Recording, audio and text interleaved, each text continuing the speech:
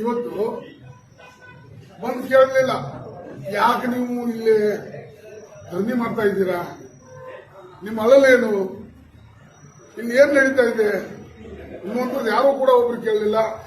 ಇವತ್ತ ಈ ಕಾರ್ಖಾನೆಯನ್ನ ನಾವು ಸುಧಾರಣೆ ಮಾಡ್ತೀವಿ, ಕಾರ್ಖಾನೆಯನ್ನ ನಾವು ಅಭಿವೃದ್ಧಿ ಮಾಡ್ತೀವಿ ಅಂತ ಬರ್ತಾ ಇದ್ದಾರೆ. ಮತ್ತೆ ನಾನು ಒಂದು ವಿಷಯವನ್ನು ಹೇಳಲಿಕ್ಕೆ ಇಷ್ಟಪಡ್ತೀನಿ. ಯಾವುದೇ ಒಬ್ಬ ಖಾಸಗಿ ಕಾರ್ಖಾನೆಯವರು ಈ ಒಂದು ಸಕ್ಕರೆ ಕಾರ್ಖಾನೆಯನ್ನ ಸುಧಾರಣೆ ಮಾಡಲು ಸಾಧ್ಯನೇ ಇಲ್ಲ. ಯಾಕಪ್ಪ ಅಂತಂದ್ರೆ ಅಲ್ಲಿ ಏನೈತಂದ್ರೆ ದೊಡ್ಡ ಒಂದು ಹುನ್ನಾರ ಐತಿ, ಖಾಸಗೀಕರಣ ಮಾಡುವಂತ ಒಂದು ಹುನ್ನಾರ ಐತಿ. ನಾವು ಎಲ್ಲಾ ರೈತರು ಎಚ್ಚೆತ್ಕೊಳ್ಬೇಕು. ಯಾಕಪ್ಪ ಅಂತಂದ್ರೆ ನಾವು ಎಚ್ಚೆತ್ಕೊಳ್ಳದೆ ಇವತ್ತು ಹೋದಂದ್ರೆ ಆಲ್ರೆಡಿ ಒಂದು ಕಾರ್ಖಾನೆಯನ್ನು ಕಳ್ಕೊಂಡಿದ್ದೇವೆ. ನಾವು ಈ ಭಾಗದ ಭಾಗ್ಯಲಕ್ಷ್ಮಿ ಕಾರ್ಖಾನೆಯನ್ನ ಆಲ್ರೆಡಿ ಕಳ್ಕೊಂಡಿದ್ದೇವೆ. ಈಗ ಮಲಪ್ರಭಾ ಸಹಕಾರಿ ಸಕ್ಕರೆ ಕಾರ್ಖಾನೆಯನ್ನು ಕಳ್ಕೊತೀವಿ. ಆಲ್ರೆಡಿ ನಮ್ಮ ಜಿಲ್ಲೆಯೊಳಗೆ ಮತ್ತೆ 2 ಕಾರ್ಖಾನೆಗಳು ಕೂಡ ಹೋಗಿದಾವೆ ಖಾಸಗಿಯವರಿಗೆ. ಅದಕ್ಕೆ ಈ ಸಹಕಾರಿ ರಂಗ ಇವತ್ತು ಉಳಿಬೇಕಂದ್ರೆ ರೈತ ಸಂಘಗಳು ಆಮೇಲೆ ರೈತರು ಎಲ್ಲರೂ ಕೂಡ ಒಗ್ಗಟ್ಟಾಗಿ ಕಾರ್ಖಾನೆ ಉಳಿಸುವಂತ ಕೆಲಸವನ್ನ ನಾವು ಮಾಡ್ತಾ ಇದ್ದೀವಿ, ಮಾಡೇ ಮಾಡ್ತೀವಿ. ಮತ್ತೆ ಇನ್ನೊಂದು ವಿಚಾರವನ್ನು ಹೇಳ್ತೀನಿ. ಈಗ ಗೌಡ್ರೆ ಒಂದ್ ನಿಮಿಷ, ಈಗ ಖಾಸಗೀಕರಣಕ್ಕೆ ಇದ್ ಮಾಡ್ತಾ ಇದೀರ ಅಂತ ನೀವು ಇದ್ ಮಾಡಿದ್ರೆ, ಇಲ್ಲ ನಾವು ಖಾಸಗೀಕರಣ ಮಾಡಕ್ ಬಂದಿಲ್ಲ, ಅದನ್ನ ಪುನಶ್ಚೇತನ ಮಾಡಕ್ ಬಂದಿದೀವಿ ಅಂತ ಹೇಳ್ತಾರೆ ಅವರು. ಯಾರು ಚಂದ್ರರಾಜ್ ಜಾರಕಿಹೊಳಿ ಅವರು ಮತ್ತೆ ಅವರ ಟೀಮ್. ಅಲ್ಲ, ಪುನಶ್ಚೇತನ ಮಾಡೋದಾಗಿದ್ರೆ ಅವಕಾಶ ಇತ್ತಲ್ಲ, ನಾವು ಹೋರಾಟ ಮಾಡುವಾಗ ಬರ್ಬೋದಾಗಿತ್ತಲ್ಲ. ಇನ್ನು ಮಟ್ಟ ನಾನು 2 ವರ್ಷ ಫ್ಯಾಕ್ಟರಿ ಎಡಿಟ್ ಇಲ್ಲ, ಯಾರು ಕೇಳುವಂತದಿಕ್ಕಿಲ್ಲ. ನಾವು ಹೋರಾಟ ಮಾಡಿದ್ವಿ. 2 ವರ್ಷ ಫ್ಯಾಕ್ಟರಿ ಎಡಿಟ್ ಆಗಿಲ್ಲ, ಅಡಿಟ್ ಮಾಡಿಸ್ರಿ, ಅದಕ್ಕೆ ಯಾರು ಕೂಡ ಅದಕ್ಕೆ ಸ್ಪಂದನೆನೂ ಮಾಡಲಿಲ್ಲ. ಒಮ್ಮೆ ಆಡಳಿತಾಧಿಕಾರಿನ ಹಾಕಿಸ್ಕೊಂಡ್ ಬಂದಿವಿ ಬೆಂಗಳೂರು ಕುಂತ, ಒಮ್ಮೆ MD ಅವ್ರನ್ನ ಚೇಂಜ್ ಮಾಡ್ಕೊಂಡ್ ಬಂದಿವಿ, ಸರ್ಕಾರಿ MD ಅವ್ರನ್ನ ಹಾಕೊಂಡ್ ಬಂದಿವಿ, ಪಾರದರ್ಶಕ ಇರಲಂತೇಳಿ.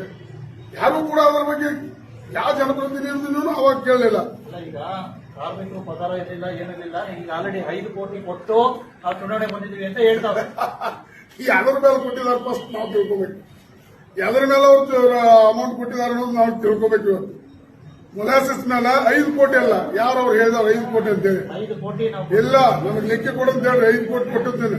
ಮೊಲಾಸಿಸ್ ಮೇಲೆ 3 ಕೋಟಿ ರೂಪಾಯಿ ಅಡ್ವಾನ್ಸ್ ಕೊಟ್ಟಿದ್ದಾರೆ. MD ಅವ್ರ ಹತ್ರ ದಾಖಲೆಗಳನ್ನು ಕೂಡ ಕೇಳಿದ್ದೇವೆ ನಾವು. ಅಲ್ಲಿಯೂ ಕೂಡ ಬಿಸ್ನೆಸ್, ಅಲ್ಲಿಯೂ ಕೂಡ ಕಮರ್ಷಿಯಲ್. ಅಂದ್ರೆ ಮುಂದಿನ ದಿನಮಾನದೊಳಗೆ ಹೆಚ್ಚಿಗೆ ರೇಟ್ನೊಳಗೆ ಹೋದ್ರೆ ಈಗ ನಾವು ಕಡಿಮೆ ರೇಟ್ನೊಳಗೆ ತಗೊಳ್ಳುವಂತ ಅದು ಕೂಡ ಹುನ್ನಾರ. ಇದು ಇಲ್ಲೇ ನಮ್ಮ ಕಾರ್ಖಾನೆ ಒಳಗೆ ನಡೆಯುದಿಲ್ಲ. ಮತ್ತೆ ಇನ್ನೊಂದು ವಿಚಾರವನ್ನು ನಾನು ನಿಮಗೆ ಇವತ್ತು ಹೇಳಲೇಬೇಕು, ಯಾಕಂದ್ರೆ ನನಗದು ಬಹಳ ಹೆಮ್ಮೆ ಐತಿ. ಬಹಳಷ್ಟು ಜನ ರೈತ ಸಂಘಟನೆದವರು ಆರಿಸಿ ಬಂದ್ರೆ ಅಲ್ಲಿ ಏನ್ ರೊಕ್ಕ ತರ್ತಾರ ಅನ್ನುವಂತ ಮಾತು ಬಹಳ ಕೇಳಿ ಬರತ್ತಾವು. ಇದನ್ನ ಮಾತ್ರ ನಾವು ಬಹಳ ಚಂದ ಸ್ಪಷ್ಟಪಡಿಸ್ತೀನಿ. ನಾವು ಕನ್ನಡ ಮಾಡ್ಲಿಕ್ಕೆ ಹೊರಟ ಟೈಮ್ನೊಳಗ ಈ ಕಾರ್ಖಾನೆ ಒಳಗೆ ಏನೈತಪ್ಪ ಅನ್ನೋದನ್ನ ನಾವು ಮೊದಲೇ ಅರ್ಕೊಂಡಿದ್ದೇವೆ. ಯಾಕಂದ್ರೆ 2 ವರ್ಷದಿಂದ ಅಲ್ಲಿ ಕಾರ್ಖಾನೆ ಹಿಂಬಾಟದೇವ್ ನಾವು ನೋಡತ್ತೇವೆ. ಅಲ್ಲಿ ಏನ್ ಮಾಡತ್ತಾರೋ, ಏನ್ ಭ್ರಷ್ಟಾಚಾರ ಮಾಡತ್ತಾರೋ ಅನ್ನೋದೆಲ್ಲ ಗೊತ್ತೈತಿ ನಮಗೆ.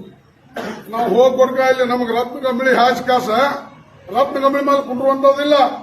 ಈ ಕಿಜಾಲಿ ಮುಳ್ಳ ಪರ್ಗಿ ಚಿಟ್ಟ ಐತೆ, ಅಲ್ಲಿ ಪರ್ಗಿ ಮುಳ್ಳ ಅಂತ ಬರ್ತದ, ಹಿಡಿದ್ರೆ ಹೊಟ್ಟೆ ಬಿಡುದಿಲ್ಲ. ಆ ಟೈಪ್ ಮುಳ್ಳದಾವ ಅದ್ರ ಮೇಲೆ, ಹಾಸಿಗೆ ಮೇಲೆ. ಅಲ್ಲಿ ಹೋಗ್ಬೇಕಂದ್ರೆ ನಾವು ಅಡ್ವಾನ್ಸ್ ಸುಮಾರು ಫೈನಾನ್ಸಿಯಲ್ ಸಂಘ ಸಂಸ್ಥೆಗಳ ಹತ್ರ ಹೋಗಿ ವಿಚಾರ ಮಾಡಿದಾಗ ಅವರೊಂದು ವಿಚಾರ ಹೇಳಿದ್ರು ನಮಗೆ. ಅಲ್ರಿ, ಈ ಕಾರ್ಖಾನೆಗೆ ರೊಕ್ಕ ಕೇಳತ್ತೀರಿ ನೀವು, ಇದ್ರ ಮ್ಯಾಲ ಆ ಬೋಸಾ ಕಾಲಮ್ನೊಳಗ ಬೋಸಾ ಏರ್ಸಾಕ ಎಲ್ಲೂ ಜಗಣ ಉಳಿದಲ್ಲ ಅಂತ ಹೇಳಿದ್ರು.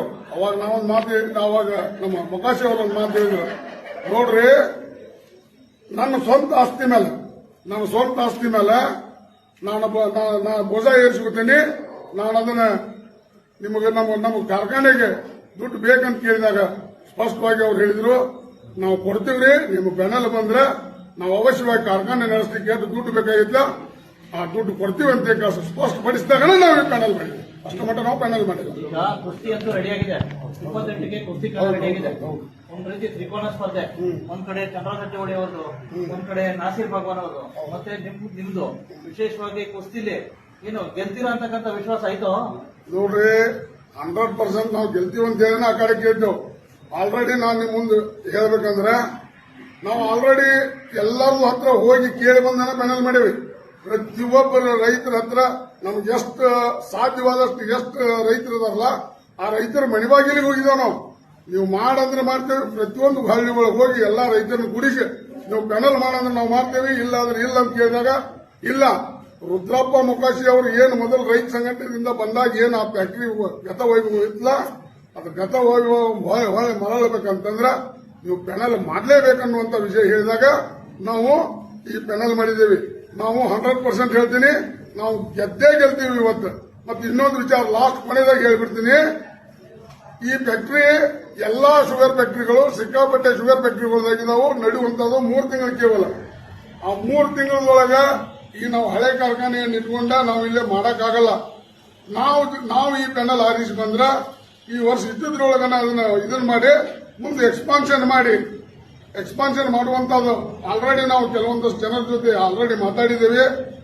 ರೈತರಂದ್ರ ಅವರೆಲ್ಲ ಕಮರ್ಷಿಯಲ್ ಗಿರಾಕಿಗಳು ಅನ್ನುವಂಥದನ್ನ ನಾವು ತೋರಿಸ್ತೇವೆ ಇವತ್ತು. ಯಾಕಂದ್ರೆ ಕಮರ್ಷಿಯಲ್ ಗಿರಾಕಿಗಳು ಇಲ್ಲಿ ಬಂದ್ರೆ ಅವ್ರು ಏನ್ ಮಾಡೋದು ಅಂದ್ರೆ ಕಮರ್ಷಿಯಲ್ ಮಾಡೋದು. ಅದಕ್ಕೆ ನಮ್ಮ ರೈತ ಸಂಘಟನೆಯಿಂದ ನಾವು ಬರ್ತೀವಿ, ನಾವು ಗೆಲ್ತೀವಿ. ಆ ಮಲಪ್ರಭಾ ತಾಯಿ ಆಡಳಿತ ನಾವು ಚುಕ್ಕಾಣಿ ನಾವು ಹಿಡಿತೀವಿ ಅನ್ನುವಂತ ಮಾತಾಗಿ ನಾನು ಇವತ್ತು ಕಾಪಾಡ